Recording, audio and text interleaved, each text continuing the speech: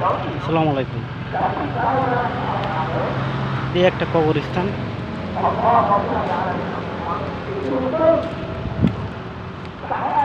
এই কবরস্থানের কাছে আসলেই মনে পড়ে যায় যে আসলে আমাদের জন্য এরকম একটা জায়গায় অপেক্ষা করছে মাত্র 3.5 হাত। কিন্তু আমরা আসলে ভুলে যাই যে এই 3.5 হাত জায়গার জন্য পৃথিবীতে কত রকমের, এই জায়গার জন্যই কত রকমের অশান্তি, মারামারি, হানাহানি, কাটাকাটি, দ্বন্দ্ব। অথচ আমাদের একসময় এই 3.5 হাত মাটি আমাদের সম্বল হবে। তবে কবরস্থানে আসলে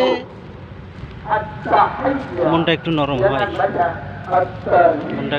হয়, মনে হয় না যে আসলে এই জগৎ কিছুই না, আমাদের জন্য অপেক্ষা করছে। এই কবরস্থানেই হয়তো এই মসজিদে কত মানুষ নামাজ পড়তে এক সময়, অথচ তারা এই 3.5 হাত জায়গায় ঘুমিয়ে আছে। ভালো থাকবেন সবাই, ধন্যবাদ সবাইকে।